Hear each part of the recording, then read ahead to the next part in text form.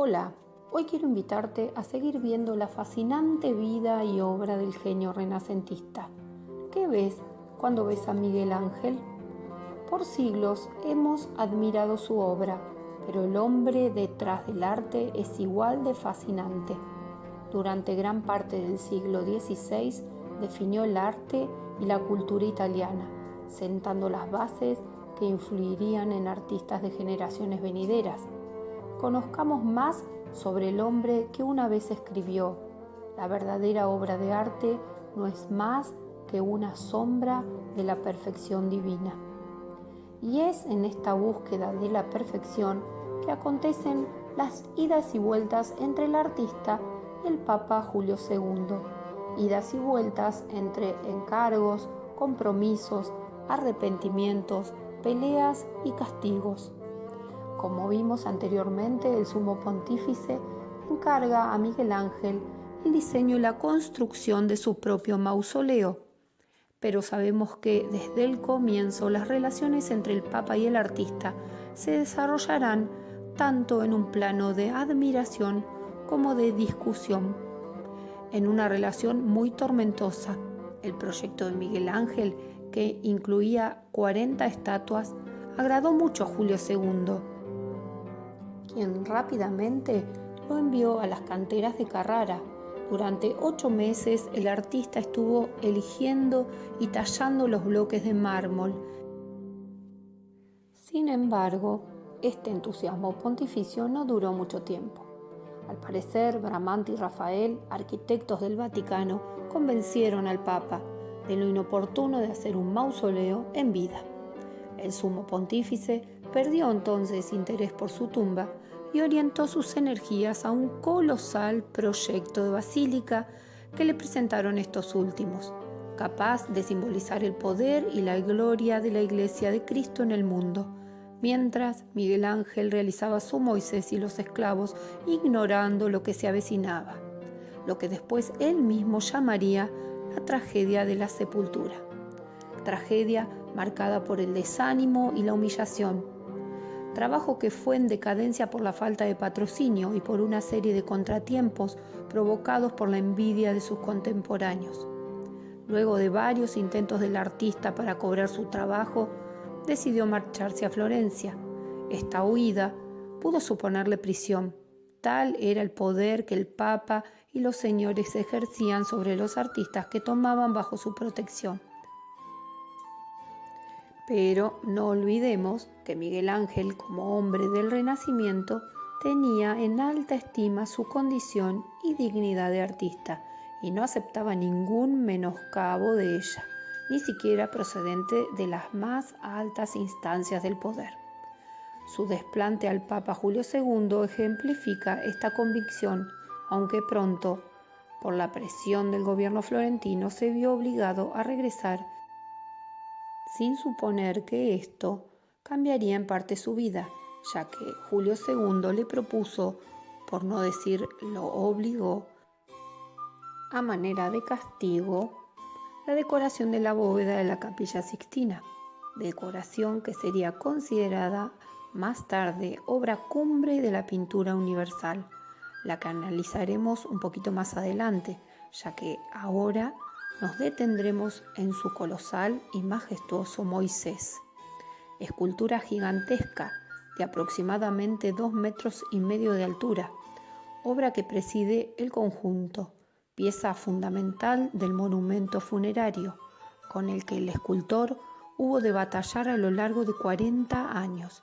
La cabeza de Moisés expresa una sana ira frente a las bajezas de la vida terrenal, de un contenido orgullo. Su barba simboliza el agua y el cabello las llamas del fuego. Muchos han visto en esta obra un autorretrato de Miguel Ángel, si bien se ha interpretado también como un retrato del mismísimo Papa, y la expresividad de su rostro, su terribilidad, hubiera bastado para que Delacroix lanzara su famosa frase que todavía no ha perdido vigencia: con Miguel Ángel se inicia ya en realidad el arte moderno. Los papas que sucedieron a la muerte de Julio II, sobre todo los dos Médicis, León X y Clemente VII, queriendo también sus propias obras, dieron un respiro a la obra de Miguel Ángel, que pudo construir por fin el Moisés allá por 1516, quedando el sepulcro reducido de un monumento colosal fuera del muro, lleno de estatuas y alegorías, a un proyecto más simple, una pared decorada con solo 3 estatuas, el Moisés y las 2 figuras de Lea y Raquel, pero no por esto menos imponente. Un detalle para destacar de esta figura gigantesca son sus proporciones anatómicas sobrehumanas, viendo como constante esta idea de grandiosidad en Miguel Ángel, como lo demostró también en el mausoleo de los Medici en Florencia, capilla dividida en 3 zonas. La inferior, con los sepulcros, representa el reino de los muertos. La esfera intermedia representa la vida terrena. Los lunetos y la cúpula llena de luz simbolizan la esfera celeste. Todo en ella se integra en una unidad, los mausoleos con la arquitectura y las esculturas a su vez en los mausoleos. Miguel Ángel creó para cada sepulcro una escultura. Lorenzo de Medici, el Pensativo, y otro de Julio de Medici. Debajo de cada sarcófago con tapa curva se apoyan recostadas 4 alegorías, símbolos del día, la noche, el alba y el crepúsculo, símbolos que dan idea del curso del tiempo que nos arrastra a la eternidad. La noche parece dormida, como una gigante cansada que reposa, buscando con desesperación el sueño, la paz, como el más directo símbolo de la muerte, impresión de fatiga que expresa plásticamente mediante este cuerpo femenino deformado por maternidades numerosas. El día levanta por sobre el hombro la cabeza medio devastada, como el halo del sol, cuyo contorno los ojos no distinguen de una manera fija, alegoría que expresa la desesperación extrema. Es posible que Miguel Ángel decidiera no acabar este rostro para mantener un contraste sobrecogedor con el cuerpo, de modo que la luz, al jugar con las masas del cincel, aumentará aún más la expresión de sufrimiento y ya acercándola enormemente a las nuevas vías de sensibilidad que ha abierto la escultura actual. Como vimos anteriormente, Miguel Ángel se consideraba escultor antes que pintor, pero como la historia nos ha permitido ver, su obra pictórica fue igualmente inigualable. La Sagrada Familia, más conocida como Tondo Doni, es una de las primeras obras pictóricas del artista, donde con notable audacia concibió su composición dentro de un círculo, tondo, plasmando imágenes de naturaleza escultórica, acentuada por la disposición triangular de las figuras. El grupo central está integrado por la Virgen, el Niño y San José. Aparece acompañando al grupo un Bautista, niño, que los mira cautivado, y a los lados por detrás una serie de figuras desnudos que a lo largo de la historia han sido interpretados de diversos modos, desde símbolos paganos a figuras angelicales, proféticas o de carácter alegórico. Miguel Ángel logró un modelo de ser humano físicamente fuerte y armónico, enérgico, vital y expresivo, dotado de sentimientos y pasiones, real e irreal a la vez, modelo que se aleja de la normativa clásica, tanto como de la visión naturalista, modelo útil para reflejar las tensiones, los sentimientos del ser humano racional y emotivo, dolor, pasión, furia, rabia, pero también ternura, afecto, que se incorporan como argumento sensible, más que literario, y se funden en las formas, modelo para la representación del ser humano entendido como una totalidad.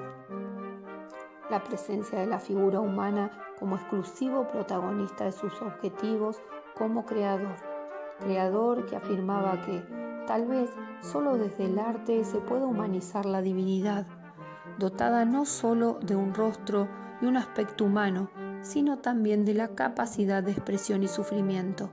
Miguel Ángel se atrevió a hacerlo y dotó de rostros y personalidad propia a cada uno de los personajes míticos o bíblicos, que elaboró haciéndolos semejantes a los humanos, incluyendo a Dios. De creador a creador, Dios y artista, un diálogo posible de lo humano con lo eterno. No un desafío orgulloso, sino un reto formal e iconográfico. No hay coronas doradas sobre las cabezas de los santos que Miguel Ángel proyecta. Tampoco hay luces sobrenaturales. Los seres celestiales no se elevan del cielo ocupando un lugar superior. Sus rostros no son rígidos y sus gestos se parecen a los hombres, pero no son hombres, situándose entre lo humano y lo divino. Pero esta voluntad de transgresión sobre modelos previsibles para incluir mensajes personales conlleva riesgos y atrevimientos perfectamente visibles. Y todo esto lo podemos ver en su magnífica obra pictórica en la Capilla Sixtina, la que hasta ese momento se hallaba pintada azul y tachonada de estrellas doradas. Es por 1508 cuando el Papa Julio II encargó a Miguel Ángel su decoración. Durante un año el maestro estuvo realizando bocetos y preparando los cartones. Trazó 300 dibujos previos que, ampliados y convertidos en cartones, fueron los diseños finales trasladados al techo. Proyectó la ornamentación con figuras y escenas desarrolladas en más de 1000 metros cuadrados. Estas figuras en cartón eran calcadas con un punzón sobre el revoque húmedo y empleando luego sobre estos dibujos la técnica del fresco, un método de pintura mural en el que se aplican sobre la pared recién revocada pigmentos terrosos mezclados con agua y cal para crear una superficie compacta. Grandiosa empresa sin pensamos que lo hizo obligado por el sumo pontífice, que no confiaba demasiado en su talento pictórico y lo utilizó como castigo por lo acontecido tiempo antes con su mausoleo. Pese a esto, la enorme bóveda está considerada como una de las mayores empresas artísticas de todos los tiempos, convirtiéndose luego en una de las creaciones más impresionantes del arte occidental. Sobre la parte central de la bóveda se desarrollan 9 historias del Génesis, dividida en grupos de 3 historias. En el primer grupo figura la separación de la luz y las tinieblas, y la creación de los astros y las plantas, la separación de las aguas, y todas presididas por la figura del creador del universo. En el segundo grupo figuran los episodios de la creación de Adán y la creación de Eva, y el pecado original y la expulsión del paraíso.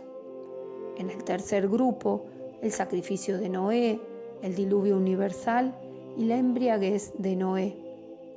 El artista logró esta obra magnífica en una posición forzada, acostado sobre un andamio, mostrando siempre su fascinación por las formas, la energía, la espiritualidad del hombre, creado imagen y semejanza de Dios. En la imagen de la creación de Adán, que es una de las más famosas del arte occidental, nos muestra a Adán perfecto de rostro y cuerpo. Parece recibir del dedo derecho de Dios una descarga que le recorre su cuerpo y le da vida física y espiritual. Su mirada expresa diversas emociones, como asombro y obediencia. Casi todas las figuras del techo están concebidas como esculturas, muchas de sus posturas inspiradas en obras famosas de Grecia y Roma, como lo muestran las manos de Adán y Dios. También podemos ver 10 medallones que simulan ser de bronce, con escenas del libro de los reyes. Estos medallones complementan narrativamente las historias principales, mientras que los desnudos simbolizan la belleza. Entre los lunetos de los lados mayores, Miguel Ángel sitúa alternadamente profetas y sibilas, sentados en tronos monumentales. Estos personajes dotados del don de la profecía sirven de vínculo entre el mundo antiguo y el mundo cristiano. Coincido con la historia en afirmar que quizás la más famosa y admirada por los visitantes entre los 7 profetas de la tradición hebraica y 5 sibilas de la tradición griega es la sibila délfica, la más bella de las figuras femeninas del artista, por su composición y expresión.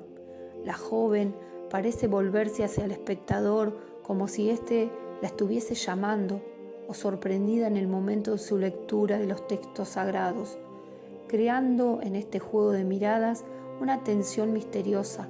Al contrario de otras figuras femeninas, esta muestra un aspecto más femenino tanto en la delicadeza de sus rasgos como en su expresión.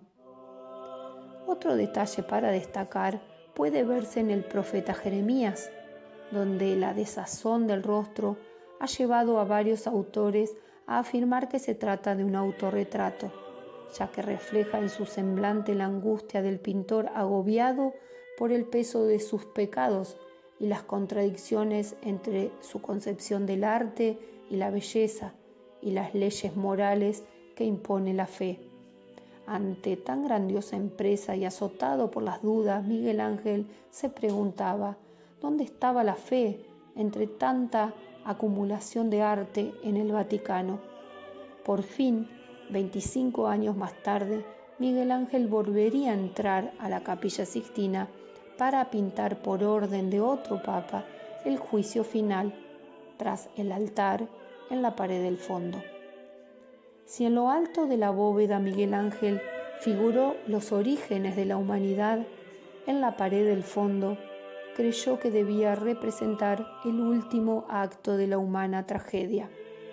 Trabajó en él durante 6 años en una composición verdaderamente magnífica, un extraordinario conjunto de escenas religiosas y mitológicas, cuyas figuras están organizadas en 4 tramos horizontales.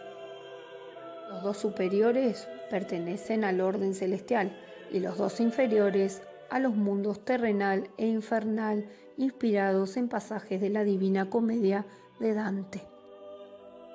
Cristo, juez de cuerpo robusto, emerge de un limbo de luz. El gesto poderoso dinamiza el dramatismo de este conjunto de figuras que se apuntalan entre sí para sostenerse en el vacío espacial y dar a sus masas una sensación única de esforzado y caótico movimiento giratorio. El Cristo, despojado de los atributos de la iconografía tradicional, aparece desnudo y atlético como un antiguo dios grecorromano, encarnando el poder y la justicia superior. Así vemos a un Dios capaz de crear y destruir y una humanidad que demanda su autonomía en el mundo. Como un poderoso joven, el Salvador levanta su brazo con majestuosa calma para juzgar a justos y pecadores, que ascienden a los cielos o se precipitan a los infiernos formando una dantesca estela de horror. Los rostros de estas figuras colosales aterradas ante el poder divino caen al abismo implorando gracia inútilmente. En el otro extremo, las almas de los justos salen de sus tumbas y ascienden impulsadas por el mismo gesto. Al lado de Cristo se encuentra la Virgen María en actitud recogida. Parece ser que su modelo fue Victoria Colonna, la poetisa a la que Miguel Ángel dedicó tantos de sus poemas de amor platónico. María es la única que puede servirles de intercesora con el Señor de la tierra y de los cielos. En lo más alto, un grupo de ángeles llevan los atributos de la pasión motivo del enojo que muestra el Salvador, porque ni aun con su propio sacrificio ha podido redimir a la humanidad. Estas 400 figuras colosales que parecen girar como un inmenso torbellino en una atmósfera irreal de cuerpos desnudos y principalmente el de Cristo, provocaron sobre el artista la acusación de paganismo y la incomprensión de sucesivas generaciones. 4 años pasó Miguel Ángel encerrado en la Capilla Sixtina. enfrentándose contra muchísima fatiga, pues tuvo que realizar las obras varias veces por su inexperiencia en el arte de la pintura al fresco. No conocía las particularidades de la cal de Roma. Cuando tenía pintada parte de la bóveda, los frescos se cubrieron de una capa blanca de sales. Tuvo que montar de nuevo los andamios y restaurar la tarea. Ambos trabajos, debido a sus grandes dimensiones, agotaron mental y físicamente al artista.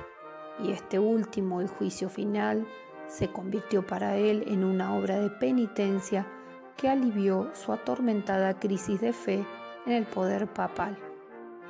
Si pensamos en el Miguel Ángel arquitecto, no podemos pasar por alto su magnífica cúpula de la Basílica de San Pedro, situada sobre el altar mayor y sobre la tumba del apóstol San Pedro, enorme cúpula de 42,5 metros de diámetro, la que el artista no pudo ver terminada.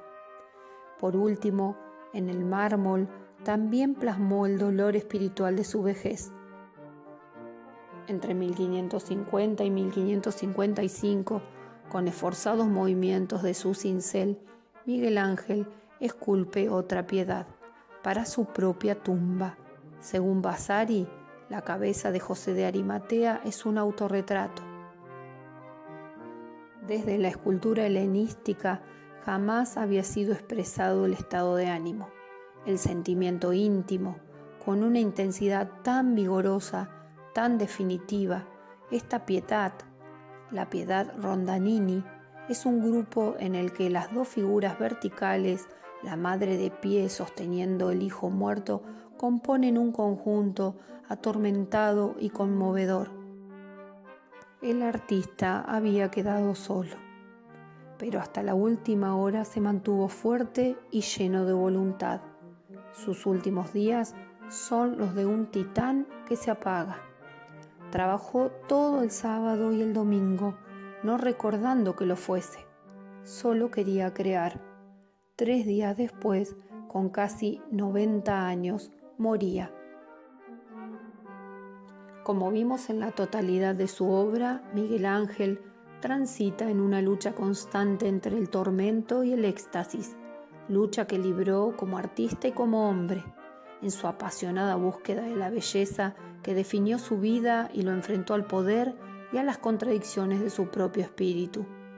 No en vano, ese arrebato que guía sus pasos se enfrenta a la materia inerte y a golpes intenta llegar al alma de la propia piedra para desnudar su eterna belleza. No en vano busca casi con desesperación atrapar el movimiento, capturar el instante con el trazo de su pincel, mientras tendido de espaldas en el andamio pinta los maravillosos frescos de la Capilla Sixtina. No en vano él, que desea elevarse ante Dios a través de la belleza y desnuda los cuerpos, se cuestiona su arte o provoca la furia de los poderosos, precisamente la de aquellos que lo patrocinaron. De aquí que el relato de la vida y la obra de Miguel Ángel constituya una aventura apasionante, un recorrido por el tormento y el éxtasis de uno de los mayores genios del arte universal. Si la obra armoniza bien con su creador, se pregunta, ¿por qué la justicia me hace culpable si yo amo, si yo me abrazo y si mis concepciones divinas llevan el honor y la gloria de toda noble persona? Esperando hayan disfrutado de este paso por la vida de Miguel Ángel, los espero en un próximo encuentro de ¿Qué ves cuando ves una obra de arte?